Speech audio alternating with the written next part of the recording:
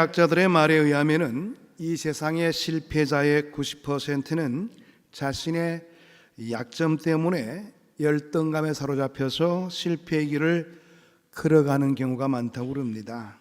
반면에 성공한 사람들은 약점이 없는 사람들이 아니라 그 약점을 잘 극복한 사람들이 성공의 가도를 걷게 된다고 그럽니다.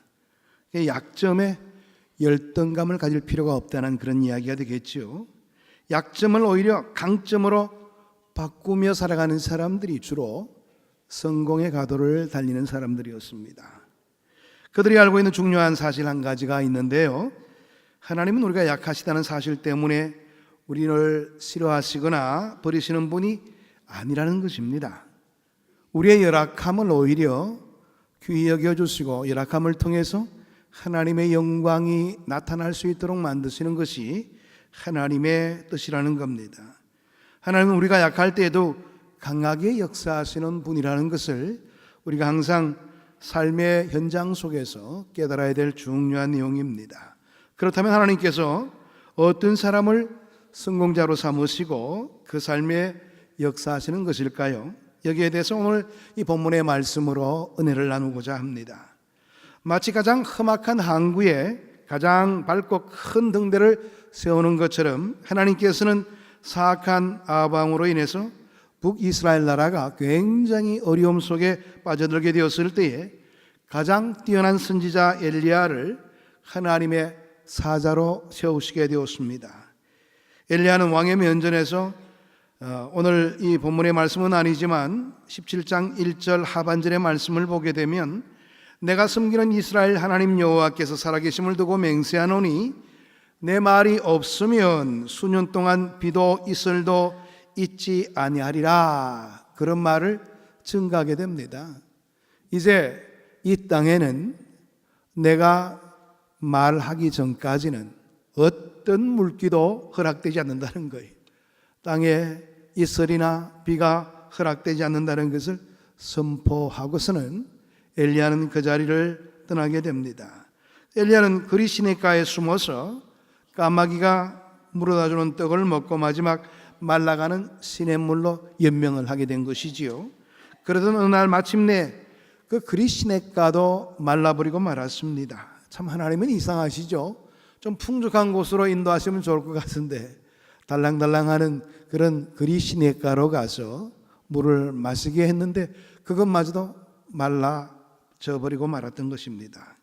이때 하나님은 엘리야를 이방 땅 사르밧으로 보내게 됩니다. 사르밧은 두로와 시돈 사이에 있는 그런 곳입니다. 그런데 그곳은 바로 두로와 시돈의 땅이기 때문에 베네게 땅, 이방 땅입니다. 그 이방 땅으로 하나님은 엘리야를 내모시게 된 겁니다. 엘리야는 내심 사람들이 그리워졌고 또 뭔가 새로운 환경에 적응해 나갈 수 있다, 이런 기대감이 있었는지 하여튼 그곳으로 가게 되었습니다. 그러나 이곳에서 엘리야는 마지막 한 움큼 남은 가루로 떡을 만들어 먹고 굶어 죽기로 작정한 한 과부와 어린 아들이 있는 곳으로 인도함을 받게 되는 것입니다. 여러분 생각해 보세요. 지금 엘리야가 숨어 지내야 되고 그 기간이 얼마나 오래될지 모르는 겁니다. 그럼 좀 풍족한 곳으로 인도하면 얼마나 좋겠어요.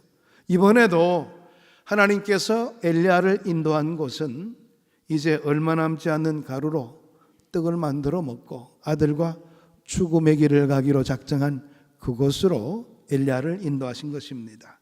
이런 상황에서 기록된 성경의 한 말씀을 귀 기울여 볼 필요가 있습니다. 13절의 말씀인데요, 본문 13절의 말씀을 보게 되면 엘리야가 그에게 이르되 두려워하지 말라, 가서 내 말대로 하려니와 먼저 그것으로 나를 위하여 작은 떡 한 개를 만들어 내게로 가져오고 그 후에 너와 내 아들을 위하여 만들라. 그래, 너의 사정은 잘 알겠다. 그렇지만 네가 먼저 먹기 이전에 먼저 그 떡을 만들어서 나에게 주고 나중에 네 뜻대로 해라, 이렇게 이야기를 하고 있는 것입니다. 오늘 이 말씀 가운데 먼저라는 말이 굉장히 중요합니다. 우리가 일반적으로 생각한다면 그래요. 당신이 먹으려고 하는 그 떡 나중에 나에게도 좀 남겨주세요. 이게 정상적인 겁니다. 그런데 오늘 이 내용의 말씀을 보게 되면 그런 정상적인 그런 표현으로 요청하지 않고 당신 먹기 전에 내가 먼저 먹어야 되겠으니 그 떡을 만들어서 나에게 먼저 가져오라. 이렇게 엘리야가 요구하고 있는 것입니다. 당신은 계속되는 가뭄으로 상가들이 다 타들어가고 물 한 모금도 얻을 수 없어서 산천도 또 사람들의 인심도 메마른 때였습니다. 아마 우리 같아서는 욕을 바가지로 했을 거예요. 그런데 오늘 이 본문의 말씀을 보게 되면 이 여인은 그 엘리야의 요청에 그대로 순응하게 됩니다. 자, 오늘 엘리야가 요청한 그 내용은 상식에도 벗어나는 일이죠. 일반적인 사람이라면 그렇게 요구하지는 않을 겁니다. 오히려 남의 삶을 끊고자 하는 그런 요청이니까 이건 있을 수도 없는 요구라 그렇게 이야기해 볼 수도 있을 겁니다. 그러나 15절의 말씀을 보게 되면 그가 가서 엘리야의 말대로 하였더니, 오늘 이 내용의 말씀 보게 되면 구구절절 말할 말도 많았겠지만 이 여인은 엘리야의 말대로 그대로 따랐다고 했습니다. 그래서 기적이 일어나게 된 겁니다. 언제나 기적이란 인간의 모든 가능성이 끝났을 때에 인간의 한계 상황 속에서 일어나는 하나님의 역사지요. 여러분들 기적이 자주 일어나게 된다면 그건 일상이지 기적이라고 말하지 않을 겁니다. 정말 이적입니다. 특별한 역사인 겁니다. 하나님의 말씀을 먼저 생각했던 이 여인에게 행하신 하나님의 역사하심을 보시기를 바랍니다. 본문의 말씀 15절에서 16절의 말씀 보게 되면 그가 가서 엘리야의 말대로 하였더니 그와 엘리야와 그의 식구가 여러 날 먹었으나 여호와께서 엘리야를 통하여 하신 말씀과 같이 통에 가루가 떨어지지 아니하고 병에 기름이 없어지지 아니하니라. 성경은 이렇게 이야기합니다. 그렇게 말대로 했더니 그 식구가 엘리야와 함께 여러 날 먹었지만 하나님께서 엘리야를 통해서 말씀하신 것처럼 그 통에 가루가 떨어지지 아니하고 병에 기름이 없어지지 아니했다. 여기서 여러 날 먹었다고 되어 있죠. 그 여러 날의 기간이 얼마나 되었을까요? 그 기간은 3년 이상의 기간입니다. 3년 6개월 동안 비가 오지 않았는데 아마 그리 시냇가에서 한 6개월 동안 지나고 아마 이 사르밧에서 나머지 3년간의 기간을 지냈다 이렇게 이야기해 볼 수가 있는데요. 그런 흐름들을 통해서 바라보게 된다면 이곳에서 3년간 버텼을 거라 이야기해 볼 수가 있는데, 여러분 오늘 이 내용의 말씀 보게 되면 이 여인은 떡을 만들어 먹고 이제 곧 죽으려고 작정하고 있습니다. 먹을 게 없으니까. 그런데 하나님의 역사하심으로 통해서 그 얼마 안 되는 기간이 3년간으로 늘어나게 되었다. 이렇게 설명해 볼 수가 있게 되는 겁니다. 오늘 이 내용 속에서 먼저라는 단어가 굉장히 중요하다고 그랬죠. 하나님은 우리의 생각과 다릅니다. 우리가 생각할 때는 먹고 남은 것 좀 주면 되지 이렇게 이야기해 볼 수도 있겠죠. 근데 하나님은 그 여인을 온전한 순종을 하고 있나 안 하고 있는가를 지켜보기를 원하셨던 겁니다. 먼저라는 표현을 썼습니다. 그래서 엘리야를 통해서 먼저 그 떡을 엘리야에게 공급하도록 그렇게 요청한 것입니다. 하나님은 항상 먼저 드리는 것을 우리에게 요구하십니다. 여러분은 모든 일에 먼저 하나님을 고려하고 하나님께 드리는 삶을 살고 계십니까? 일반적으로 우리가 정상적인 11조라고 그럴 때는요, 모든 것 먼저 떼야 되는 것이 정상적인 11조입니다. 우리는 때로 11조를 드린다고 하면서 세금도 떼고 내 할 거 다 하고 이렇게 다 떼고 나서 하나님께 드리려고 그러니까 항상 부족하죠. 제대로 된 11조를 못 드릴 경우가 많죠. 하나님은 부족함이 있기 때문에 우리에게 11조를 요구하는 것 아닙니다. 11조는 하나님에 대한 우리의 믿음의 표현입니다. 나는 이것 먼저 하나님께 드리고 하나님께만 모든 것 의존하며 살기로 다짐합니다. 이것 없어도 하나님의 역사하심 가운데 내가 생활하기에 부족함이 없습니다. 이와 같은 고백적인 내용으로 11조를 드리는 겁니다. 여러분은 하나님께 가장 귀한 것으로, 가장 좋은 것으로 하나님께 영광 돌리기를 원하십니까? 아니면 내가 쓰고 그 나머지로 어떻게 해보고자 그렇게 생각하면서 신앙생활에 임하고 있는 것은 아닙니까? 자신을 위해서 풍성히 쓴 다음, 자신을 위한 계획을 다 이행한 다음 하나님께 드리려고 하는 우리의 마음이 있다면 우리의 삶에 기적은 나타나지 않을 겁니다. 하나님의 역사하심은 우리에게 나타나지 않을 겁니다. 먼저라는 것이 오늘 이 본문의 말씀에서 우리들에게 주는 도전이 참 크다, 이렇게 바라볼 수가 있게 되는 것이지요. 오늘 이 사건 가운데 우리가 가지는 의문이 있습니다. 하나님께서는 하필이면 이토록 연약하고 가난한 사르밧 과부를 선택하셨는가 하는 점입니다. 또 이 여인이 믿음이 강한 것도 아니고 이방 여인이라면 그냥 간접적으로 얼마 하나님에 대해서 알았겠죠. 아마 이스라엘 가까이에 있는 베니게라는 나라였기 때문에 좀 여호와 하나님에 대해서는 알았던 것 같습니다. 당신의 하나님 여호와 이렇게 표현하고 있는 것을 보았을 때 여호와의 이름은 들어서 알고 있는 여인이었지만 그런 믿음이 강한 여인이 아니었습니다. 왜 그런 여인에게 가도록 했을까요? 그것도 이제 얼마 남지 않는 그 가루로 떡을 해먹고 죽으려는 여인의 집으로 왜 엘리야를 가도록 말했는가 하는 점입니다. 여러분, 오히려 국내 대신 오베다에게 도움을 요청하는 것이 훨씬 더 합리적인 내용입니다. 그 이어지는 열왕기상 18장의 말씀 보게 되면 오바다라는 국내 대신이 있습니다. 이 오바다는 아합의 왕궁의 일들을 맡은 사람으로서 하나님을 지극히 경외하는 사람이었습니다. 오바다는 아합과 이세벨이 선지자들을 멸하게 되었을 때에 선지자 100명을 50명씩 나누어서 굴에 그렇게 숨겨두고 떡과 물을 제공해서 그들을 살린 자이기도 했습니다. 그는 권력도 있고 부도 있고 선지자들의 목숨을 걸고 선지자들을 위해서 일을 할 수도 있는 신앙도 있는 사람이었습니다. 그러나 하나님은 엘리야를 오베다에게 가도록 하지 않고 오히려 남은 가루와 기름으로 삶을 끝내려는 한 과부와 어린 아들이 있는 집으로 인도했다는 사실, 이것을 우리가 좀 예의주시해서 살펴볼 필요가 있는 겁니다. 다시 말하면 세상에서 부유하고 많이 배우고 능력이 있는 자에게 사명을 주시지 왜 나처럼 배운 것도 별로 없고 또 가진 것도 별로 없는 사람, 이런 사람을 이용해서 하나님의 일을 감당토록 하십니까? 아니, 그렇게 사람이 없습니까? 이렇게 말할 수 있는 상태인 겁니다. 잘나고 지체 높은 사람들을 불러 모아서 하나님의 일을 하시면 얼마나 합리적입니까? 훨씬 더 원활하고 훨씬 더 잘할 수도 있는 일을 왜 나 같은 아무것도 배운 것도 없고 열악한 속에 거하는 이 나를 왜 하나님의 일에 쓰도록 그렇게 만드십니까? 시간도 별로 없는데요, 내 생계도 지금 꾸려가기도 힘드는데 왜 나에게 그런 요구를 하십니까? 그렇게 말할 수 있는 상태가 되는 것입니다.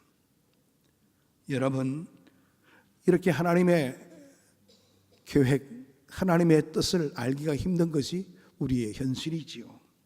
그런데 여기에 대해서 하나님은 이렇게 이야기하시는 겁니다. 나는 지금까지 부하거나 위대한 자 그리고 어질고 강한 자를 쓰지 아니했다. 오히려 교만한 자를 내몰고 가난한 자를 택해서 믿음을 부유하게 만들었고 나만을 의지하고 나를 사랑하는 자들에게 약속한 영원한 나라를 유업으로 받게 했다.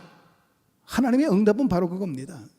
오히려 약한 사람을 들어서서 하나님의 일에 쓰임바 될 수 있도록 만들어주시는 하나님이라는 거예요. 왜냐? 우리가 우리의 가진 것으로 하나님의 일을 감당하게 만들고 우리 가진 것으로 그 모든 일들을 인도하게 된다면 내 교만 속에 빠져들어서 오히려 하나님을 아주 업신여기는 그런 모습을 보일 수밖에 없다는 겁니다. 하나님은 가장 싫어하시죠. 그걸 교만한 자를 내모신다고 그랬습니다. 오히려 열악한 자 속에 하나님의 역사하심을 보여옴으로 통해서 하나님의 역사하심이 얼마나 큰가를 많은 사람들로 하여금 느낄 수 있도록 만드시는 하나님이신 것입니다. 기독교의 역사는 잘난 사람을 들어서서 위대한 일을 감당해내도록 하는 그런 역사가 아니라 못나고 연약한 자를 들으셔서 하나님의 위대하심에 쓰임받도록 만드는 역사인 겁니다. 우리 한번 고린도전서 1장 27절에서 29절의 말씀을 보실까요? 자막에 나옵니다. 같이 한번 이 시간 읽어보도록 하겠습니다. 그러나 하나님께서 세상의 미련한 것들을 택하사 지혜 있는 자들을 부끄럽게 하려 하시고 세상의 약한 것들을 택하사 강한 것들을 부끄럽게 하려 하시며 하나님께서 세상의 천한 것들과 멸시받는 것들과 없는 것들을 택하사 있는 것들을 피하려 하시나니 이는 아무 육체도 하나님 앞에서 자랑하지 못하게 하려 하심이라. 할렐루야. 오늘 이 내용의 말씀 보게 되니까 우리가 핑계댈 수 없다는 것을 알 수 있습니다. 왜 시간도 없는 사람을 자꾸 시키려고 그래요? 왜 가진 것도 없는 사람에게 왜 이렇게 봉사를 요구하세요? 이렇게 말할 수 없는 겁니다. 왜? 그런 사람을 들어 쓰시기 때문에 그런 겁니다. 하나님께서는 그런 사람을 들어서서 하나님의 영광의 일들을 감당하게 만들고 그 일을 통하여서 하나님의 역사심을 나타내신다는 겁니다. 얼마나 감사해요. 우리가 가진 것에 따라서 내 아는 것에 따라서 하나님의 일에 쓰임받는다면 나는 내가 배우지를 못해서 내가 배우지 못한 것도 결국에는 내가 열악한 환경 속에 살아서 배우지를 못했는데 나에게 이런 일을 주시지 않는다면 얼마나 나는 억울합니까? 이렇게 이야기할 수 있는 처지 있지 않겠습니까? 그런데 하나님께서는 그렇게 하지 않으신다는 거예요. 오히려 연약한 자를 이용해서 하나님의 귀한 일에 쓰임받도록 해서 하나님의 영광이 드러날 수 있도록 만드시는 방법을 동원하신다는 겁니다. 여러분, 연약한 우리를 쓰시기를 원하시는 하나님을 찬양하시기를 바랍니다. 가난한 자를 모아서 큰 일을 행하실 하나님을 찬양하시기를 바랍니다. 교회는 주님의 희생의 피 위에 세우신 것입니다. 교회가 교회다워지는 것도 그 누군가의 희생을 통하여서 교회가 교회다워질 수가 있는 겁니다. 하나님은 언제나 희생의 터전 위에 당신의 나라를 세워오셨습니다. 그러니까 우리가 희생당하지 않고 쉽게 신앙생활 하려고 하지 마십시오. 그러다 보니까 우리는 항상 방관자로 남게 되는 겁니다. 오늘 이 본인의 과부를 보시기를 바랍니다. 여유 없이 살아가는 극빈자였습니다. 특별한 수입도 없이 아버지 없는 아들을 데리고서 구걸조차 할 수 없는 그 사회 속에서 살아간다는 것 얼마나 어렵습니까? 오죽했으면 남은 가루로 떡을 해먹고 이제 자식과 함께 축구장 했던 여인이었습니다. 그런데 그럼에도 불구하고 하나님은 그 여인에게 그 남은 것마저도 내어놓도록 요구하신 것입니다. 인간 가능성의 한계, 최대의 희생을 요구하는 그런 자리입니다.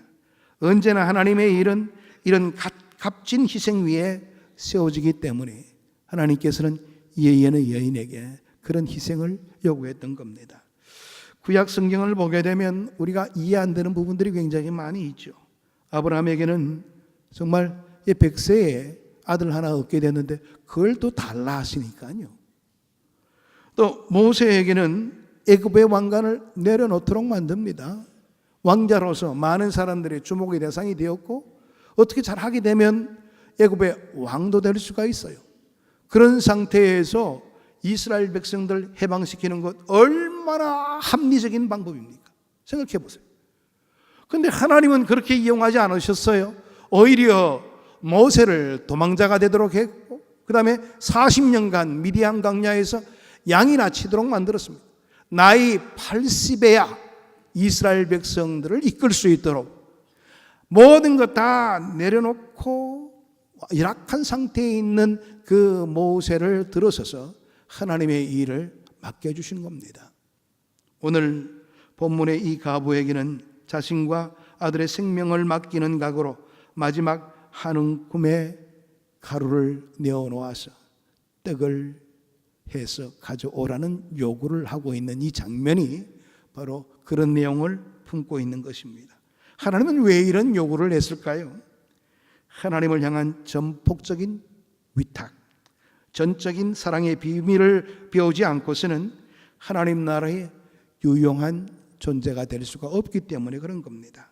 하나님 나라는 자기 욕심으로 가득 찬 사람, 자기 중심의 사람들, 이기주의자들을 그런 사람들로 건설하지 않는다는 겁니다. 마지막 한 움큼의 가루를 바치는 정신이 하나님 나라를 건설하도록 하나님은 그렇게 만들어 주신다는 겁니다. 사라밧 가부를 향한 엘리야의 요구는 하나님의 초대장과 같았습니다. 구태여 거절할 이유를 댄다면 이 여인에게 얼마나 많은 이유가 있었겠습니까? 어찌 이럴 수 있습니까? 우리에게 죽을 자유도 없다는 말입니까? 좀 죽더라도 마지막에 좀 풍족하게 먹고 죽으려고 그러는데 그것마저도 당신은 뺏어가십니까? 이렇게 말할 수가 있겠죠. 그러나 이 여인은 모든 할 말을 묵살하고 그 요구에 응했던 겁니다. 근데 그 결과는 엄청난 결과를 낳게 된 것이죠. 오늘 우리가 주의 일을 하게 될 때 말이 필요 없어요. 왜 나에게 그런 거 요구하십니까? 바빠서 죽겠는데. 이런 말이 필요 없다는 말이에요. 하나님께서 나를 지목하실 때는 내가 그 일에 쓰임바 될 수 있다는 그런 뜻입니다. 하나님은 어떤 방법을 동원해서라도 그 일에 너를 쓰겠다는 그런 뜻이에요. 그런데도 우리는 우리의 생각만 하고 우리의 계산 방법으로 대응하다 보니 우리의 판단은 항상 no라고 말하는 거예요. 아닙니다. 나 말고 많은 사람들인데 왜 하필이면 나입니까? 그런 이야기가 나올 수밖에 없는 겁니다. 이태리의 유명한 귀족이죠. 레오나르도 우드라는 사람이 있습니다. 이분이 이제 프랑스 왕을 방문하게 되었는데요. 근데 프랑스 왕이 그 레오나르도 우드를 보니까 귀족이니까 당신 오늘 왔지만 내일 한 번 더 오기를 원합니다. 그렇게 요구를 했습니다. 식사를 같이 하자고 초대를 했던 겁니다. 그래서 레오나르도 우드는 다음날 왕궁에 들어가게 되었습니다. 그런데 그 프랑스 왕이 갑자기 안면을 바꾸더니 아니 당신 왜 왔어? 내가 오라 하지도 않았는데 그렇게 이야기를 하는 거예요. 그래서 아니 그게 무슨 말입니까? 당신이 어제 오라고 그렇게 말씀하지 않으셨어요. 당신이 대답하지 않는 것을 바라보면서 그래 오늘 의사가 없는 모양이다. 나는 그렇게 생각했지? 그렇게 이야기를 했던 겁니다. 그럴 때에 레오나르도 우드는 다음과 같은 명언을 했습니다. 벼하, 왕의 초대에는 대답이 필요 없습니다. 오면 되는 겁니다. 그겁니다. 그렇습니다. 순종만이 있을 뿐이죠. 왕에게 노라고 말할 수 있는 사람이 도대체 몇 명이나 되겠어요? 여러분들 대통령이 내일 여러분 좀 만나자고 전화 왔다면 노라고 할 수 있겠어요? 어떻게 해서든지 만나려고 그럴 겁니다. 그렇습니다. 왕의 명령에는 노가 있을 수가 없는 겁니다. 우리의 왕 대신 하나님이 요구하실 때에 우리는 다른 말이 필요 없는 것입니다. 오직 순종만이 우리가 해야 될 최선책이 된다는 사실입니다. 여러분 참 어려운 시대를 우리가 살고 있어요. 밤이 어두울수록 별빛은 더 빛나게 되어 있습니다. 고난의 순간 큰 믿음이 빛을 발하게 되고 있고요. 시대가 영적으로 어두울수록 하나님은 그 시대를 극복할 수 있는 하나님의 종들과 건강한 교회를 예배해 주십니다. 한국교회는 지금 참으로 영적으로 어려운 터널을 지나가고 있습니다. 얼마나 교회에 신앙생활하기가 힘든 때인지 모릅니다. 요즘 보게 되면 이 비도덕적인 그런 내용들이 도덕처럼 그렇게 아주 그냥 당연하게 관용으로 쓰이게 되는 그런 시대를 맞이하고 있습니다. 비진리가 진리인 양 그렇게 행세를 하고 있고요. 정의가 아닌 것이 정의인 것처럼 여겨지는 그런 시대를 우리는 살고 있는 겁니다. 이럴 때일수록 우리 성도들의 행동들이 더욱더 중요한 겁니다. 우리 믿는 사람들은 이럴 때에 어떻게 살 것인가에 대해서 더욱 고민해야 되는 거예요. 내 살아가는 모습이 그리스도인의 참된 모습으로 여겨지는 그런 때가 있을 것인데 내가 깨어서 하나님의 백성다운 삶을 살아야겠다 이런 결단이 필요한 때라는 것입니다. 세상보다 더 투명해야 될 것이고 세상보다 더 올바르게 살려고 해야 될 것이고 어떤 것이 진리이고 정의인가를 보여줘야 될 중요한 의무가 우리 믿는 자들에게 있다는 사실입니다. 지금 몇몇 대형교회들이 지탄을 받고 있는 이유가 뭘까요? 사회적인 관행이라는 논리가 교회 안에서도 그대로 그냥 들어와서 문제가 되고 만 것입니다. 여러분, 우리는 어떤 조건 속에서도 세상과는 다르게 살기로 작정한 사람들입니다. 그러므로 우리가 신앙생활을 사회적인 흐름으로 판단하면서 당연시해서는 안 될 겁니다. 다른 사람들도 그렇게 살아가니 나도 그렇게 살아갈 수밖에 없지, 이렇게 말하지 마세요. 우리는 예수를 믿음으로 통해서 이미 다르게 살기로 작정한 사람입니다. 하나님의 뜻 가운데서 하나님의 명령대로 살기로 작정한 사람이지요. 그렇다면 하나님이 원하시는 길로 걸어가야 되는 것이 원칙인 것입니다. 우리는 영적으로 이 시대와 사회를 이끌어가야 될 책임이 있습니다. 그 길이 험하고 어렵다 해도 묵묵히 걸어가야 되는 것이 우리의 사명인 것입니다. 이것이 바로 이 시대를 향한 하나님의 요구라는 것을 기억하시길 바랍니다. 이것이 비록 힘들고 어렵고 부담이 되는 그러한 일이라 할지라도 하나님의 요구이기 때문에 그렇게 살아가야 된다는 것입니다. 1788년 영국은 지금의 오스트레일리아, 이 호주 지역을 죄수의 감옥소로 사용했던 때가 있었습니다. 당시에는 호주가 그렇게 큰 땅인지 아무도 알지를 못했습니다. 시드니 인근에만 살았기 때문에 그런 것이지요. 남쪽은 사막지대이고 북쪽은 늪지대이고 동쪽은 바다였습니다. 그래서 서쪽도 산이 높고 울창해서 그 너머는 뭐가 있는지를 몰랐어요. 많은 사람들이 그 산을 넘고 이렇게 어떻게 가보려고 했다가 죽음에 이르고 말았습니다. 그래서 해변가에 감옥소를 지어놓고 죄수들을 살게 만들었던 것입니다. 그런데 인구가 자꾸 모여들게 되고 인구가 점차적으로 많아지게 되니까 사람들이 이 작은 섬에서 어떻게 살아갈까 고민을 하기 시작했습니다. 그때 세 청년이 결심을 했다고 그럽니다. 저 음준한 산, 올라갔다가 내려오지도 못하는 저 죽음의 산, 우리가 저 산에 한번 도전해보자 작정하게 된 겁니다. 그래서 그들은 서쪽에 웅장하고 울창한 그 불가능의 산에 도전하게 된 것입니다. 세 청년이 힘을 합해서 산을 오르고 또 올랐습니다. 그런 동안에 음식은 다 떨어지고 추워서 견딜 수가 없는 어려운 지경에 처해지게 되었습니다. 죽을 지경이었지만은 그래도 끝까지 올라가 보자. 세 명은 의기가 투합해서 마지막 산 봉우리를 올라서 밑을 내려다보는 순간에 깜짝 놀라고 말았습니다. 그 뒤에는 아무것도 없을 줄 알았는데 광활한 평야가 쫙 펼쳐 있는 겁니다. 여태까지 자기 조상들, 선배들이 알지 못했던 새로운 땅, 대평원이 있다는 것을 그들은 비로소 발견하게 된 겁니다. 그때부터 점차 호주는 각광받는 땅으로 인정받게 되었고요. 21세기에 있어서 호주는 기회의 땅이라 이런 땅으로 그렇게 손꼽히게 되었습니다.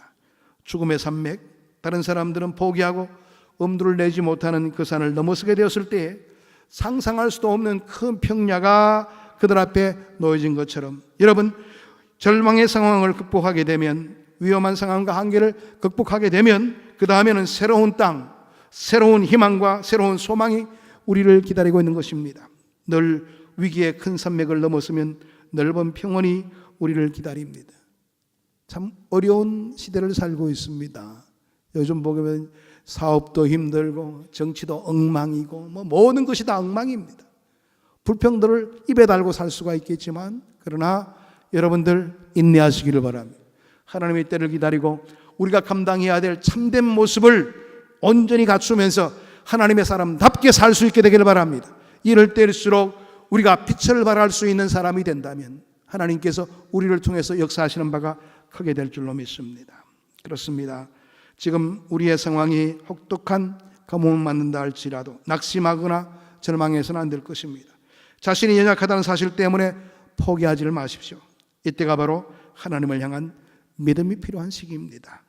사르밧이라는 이 지명의 의미가 훈련이라는 뜻을 가지고 있습니다. 지금 절망으로 낙심 가운데 포기하고 싶은 생각들이 계십니까? 그렇다면 지금 엘리야와 한 가부의 가정처럼 훈련의 장소, 바로 축복받을 만한 그릇인가를 테스트하는 시험의 장소로 내가 던져지게 된 것이다, 이렇게 생각하면 분명합니다. 어떤 훈련일까요? 하나님만 의지하겠는가? 하나님만 바라보겠는가? 하나님 우선주의로 살겠는가?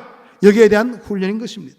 현실만 바라보지 말고 내 현실의 배후에서 우리를 이끌고 계신 주님을 바라보시기를 바랍니다. 역사만 바라보지 말고 역사의 뒷면에서 운행하시는 주님의 손길을 바라보시기를 바랍니다.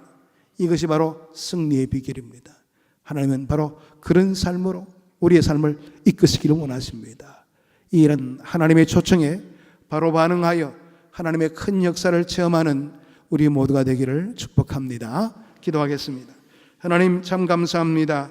부족한 우리지만은 하나님께서 미약한 우리를 통해서 하나님의 역사심 가운데 쓰이기를 원하신다는 것을 말씀을 통해서 깨닫게 되었습니다. 비록 가진 것이 없고 아는 것이 부족하지만 우리를 통해서 하나님 나라를 확장시키기를 원하시고 하나님의 뜻 가운데 살아가는 그런 하나님의 귀한 사람들로 시험받기를 원하시는데, 아버지께서 이 시간 우리의 마음을 어루만져 주시고 아버지 자포자기하지 않게 도와주시고 하나님의 선한 뜻 가운데 나아갈 수 있는 우리들의 마음을 가질 수 있도록 인도해 주셔서 믿음 가운데 승리하며 주의 영광을 바라볼 수 있는 저희들이 될 수 있게 이끌어 주옵소서. 예수 그리스도의 이름으로 기도하옵나이다. 아멘.